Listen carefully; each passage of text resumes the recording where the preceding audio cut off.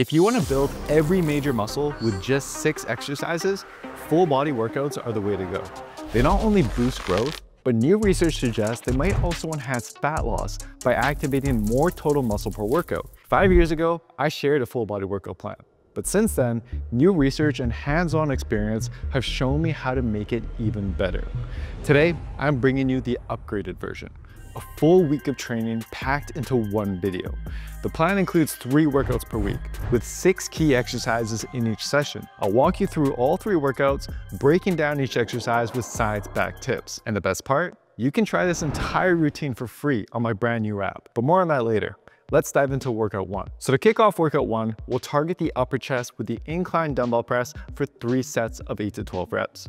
Why start here? Most people's upper chest is underdeveloped compared to other areas, yet it plays a major role in creating a fuller, more balanced chest. And the incline dumbbell press doesn't just hit the upper chest. It's one of the best all-around chest builders. In fact, a 2020 study found that incline pressing led to similar mid-chest growth as flat benching, but was significantly better for the upper chest. But before jumping in, do a quick warm-up to activate your muscles and protect your joints. Start with 1 light set for 8 to 10 reps, then increase the weight for 3 to 5 reps, and then do this one more time with a heavy weight for 1 to 2 reps. This helps you ease into the movement without draining your energy. But you also want to make sure that you get the bench angle right. This can make or break the exercise, and it depends on your chest structure. Lay on a flat bench and place your phone between your pecs. If your phone angles down, you've got a steep sternum. In this case, a flat bench acts more like a decline press, so you'll need a steeper incline to hit your upper chest properly. But if your phone stays relatively flat, you've got a flat sternum like me. In this case, a flat bench works as intended, and a slight incline, just 1 or 2 notches up, is all you need. Anything past that, and you'll likely just feel it more in your shoulders. And finally, to optimize your form, tuck your elbows into an arrow shape on the way down and press the dumbbells up and back towards your collarbone. This lines up the tension perfectly with your upper chest fibers. Next up, we're moving to the lower body with squats for 3 sets of 6 to 8 reps. Follow the same warm-up protocol we used for the incline dumbbell press to now get your leg muscles ready. Now, the barbell squat has been getting some hate online recently, with people claiming that it's not optimal. But in a full body workout, you want exercises that give you the most bang for your buck. And squats do just that. Research shows they not only grow your glutes as effectively as glute-focused exercises like hip thrusts, they also strengthen and grow the quads, adductors, and even your lower back. It's essentially 4 exercises in one, which is why it clearly deserves a spot in this routine. That said, not everyone's body is built to squat the same way. Take Alex here. He has short femurs and great ankle mobility, making him a natural-born squatter. He can stay almost perfectly upright and squat deep without losing balance. Now compare that to Max, who has longer femurs and less ankle mobility. To stay balanced, Max has to push his hips back and lean forward more, and he can't get quite as deep without rounding his lower back. Both squat forms are correct, but they will emphasize slightly different muscles. So if you're like Max and you struggle to squat deep, try elevating your heels onto plates. This simple adjustment will allow you to stay more upright, shifting more of the focus to your quads, which is perfect since we'll be hitting the glutes harder later on in the week. Next, we're focusing on the mid and upper back muscles with a dumbbell chest supported row for 3 sets of 8 to 12 reps. This time, you'll only need 1 to 2 quick warm-up sets since your upper body should already be fairly warmed up. To set this exercise up, adjust an incline bench to 45 degrees and lay chest down on it with your legs slightly bent and feet firmly planted on the floor. Now the key to targeting your mid and upper back is to keep your elbows angled out in an arrow shape as you pull. At the top of each rep, squeeze your shoulder blades together as hard as you can. Then let them fully open up at the bottom to stretch your back muscles. But be careful. Your biceps might try to take over the movement, especially if your back is weaker or you're just using too much weight. From the side, if your forearms bend upwards, then your biceps are taking over. So instead, keep your forearms straight up and down and focus on lifting the weight by squeezing your back muscles together. Lastly, here's a bonus technique to squeeze out extra growth. Most back exercises, including this one, are hardest at the top. That means when you can't do any more full reps, you still got gas in the tank for partial reps at the bottom, which research suggests is actually the more important part for growth because the back muscles are stretched. So once you've hit failure on your last set, try to get at least 3 to 5 more half reps in that bottom position. We'll apply the strategy to the last set of all back exercises in this routine. Next, we're heading back to the lower body to target the hamstrings. which are actually a group of 4 muscles. But here's the interesting part. One of these muscles only crosses the knee, so its primary role is to flex your knee, like in a leg curl. But the 3 other muscles cross both the knee and the hips, meaning they also help extend your hips, like during deadlifts. So to fully develop your hamstrings, you need both a leg curl movement and a deadlift type movement in your workout plan. Today, we're gonna focus on the leg curl. Now, if your gym gives you the option between seated and lying leg curls, here's what you should know. A well-executed study by Mayo and colleagues found that seated leg curls led to significantly greater hamstring growth compared to lying leg curls. And this is likely because the seated position stretches the hamstrings more than the lying version, a stretch that research suggests is a powerful driver of muscle growth.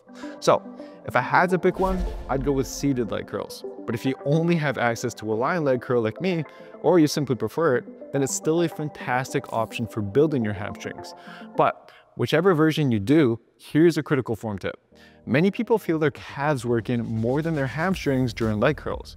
And this happens because the first 15 degrees of a leg curl actually heavily involve the calves. So to fix this, avoid fully straightening your legs at the start of each rep. Stop slightly short so your knees remain slightly bent before starting the next rep. All right, so we're down to the final 2 exercises of the workout. So far, we've focused mostly on compound movements that target multiple muscle groups at once. But to fully round out your development, we need to address 2 key areas that compound lifts often neglect: the biceps and triceps. For example, while rows do involve the biceps to some extent, back exercises biomechanically favor the other arm muscles like the brachialis and brachioradialis. In fact, a study comparing dumbbell rows to bicep curls found that curls led to double the biceps growth. As for the triceps, while chest presses are excellent for building the triceps, research showed they primarily grow the lateral head of the muscle, whereas the long head, the biggest part of the triceps, barely grows at all because it's placed in a mechanically disadvantaged position. It's instead been shown to grow the most from tricep exercises where the arm is placed overhead. So, to finish off this full body workout, you have 2 options. If you're using dumbbells, perform a superset of lying incline dumbbell curls for the biceps, then go right into dumbbell overhead extensions shortly after. Repeat that for a total of 3 times. If you're using cables, you can do behind the body cable curls, superset with overhead rope extensions. Both supersets use exercises that provide a deep stretch, which, as you learned earlier, may be a powerful driver of growth. Now, you could just stick to the 6 exercises in workout A and do that 3 times a week. But adding variety throughout the week has some big advantages. Research shows that using different exercises to target the same muscle often leads to more balanced growth. It's also easier on your joints, reducing the risk of overuse injury from repeating the same movements. And perhaps most importantly, exercise variety has been shown to keep you more motivated and consistent with your routine. And that is why we're switching things up for your second workout of the week, Workout B. The new exercises will build on what we started in Workout A while still keeping the program simple and effective. First up, we're hitting the chest again, but this time focusing on the mid and lower chest with the barbell bench press for 3 sets of 4 to 6 reps. Now, we used to think that lower reps were only for building strength, 6 to 12 reps were ideal for growth, and higher reps were best for endurance. But research has now shown that all of these rep ranges can lead to similar muscle growth, as long as you're pushing hard. So why go with lower reps here? Well, heavier weight in the lower rep range not only builds muscle, but also comes with the added bonus of boosting strength.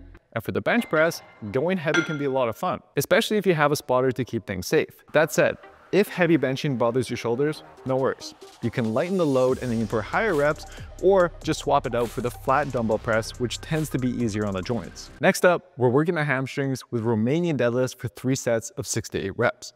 So back in Workout A, we focused on one function of the hamstrings, knee flexion, which has also been shown to activate the lower part of the hamstrings more.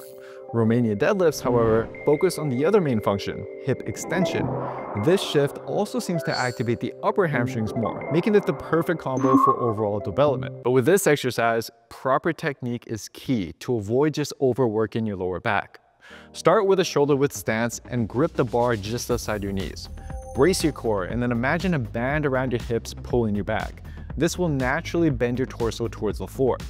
Keep your knees relatively straight and let the bar slide along your thighs as you continue pushing your hips back. But once your hips can't push back any further, stop. Going any lower just rounds your lower back. but this endpoint is going to vary for everyone.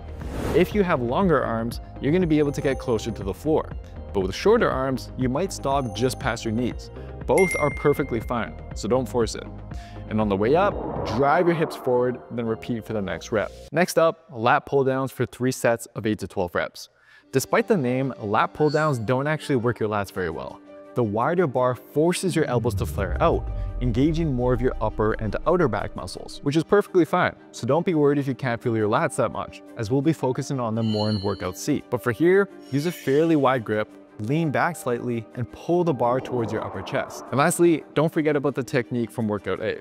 On your last set, do as many full reps as you can, and then drop to at least 3 to 5 half reps in that stretch position. Next up, we're back to the lower body to target the glutes, with 3 sets of walk-in lunges, aiming for about 6 to 10 reps per leg.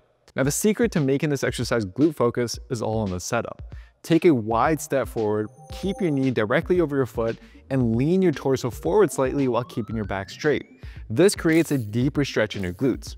Switch legs with each step and focus on controlling the descent. Your back knee should hover just above the ground at the bottom of each rep. Finish up workout B, we've got another isolation exercise superset, this time with the side delts and abs. So for the side delts, I'd recommend behind the body cable lateral raises with the cable set up 3 to 4 notches up from the bottom. This not only gives your side delts a deep stretch, but it challenges them a bit more in that stretch position. After you're done, we'll immediately go into an ab exercise, reverse crunches. Now, while your abs help stabilize your body in many of your compound exercises, training them directly can help build them up just like any other muscle, which visibly can make them pop more. Reverse crunches are a great choice here because they challenge your abs a little bit more when they're stretched. Lay on a bench or on a mat and bend your legs to 90 degrees.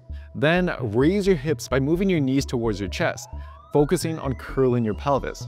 Even if it's just lifting your tailbone, go up as far as you can and then slowly control the way down. And repeat this superset for a total of 3 times. Okay, so that wraps out workout B. But if you're wondering how to track all the exercises or remember the form for each move, let me show you something that I've been personally using to make things way easier. This is Built with Science Plus, my new app, and it's designed to do all the heavy lifting for you, except the actual weights, of course. It's super simple, guys. Just click on the exercise and you've got the form video right there. And you can even swap exercises if you're missing equipment or have an injury, and the app will make sure you're still working the right muscles. Plus, it tracks your sets and even starts coaching you after the first week. It's just like having me with you at the gym. And you can try 2 weeks of it completely free at builtwithscience.com. But I'll talk more about that at the end of the video.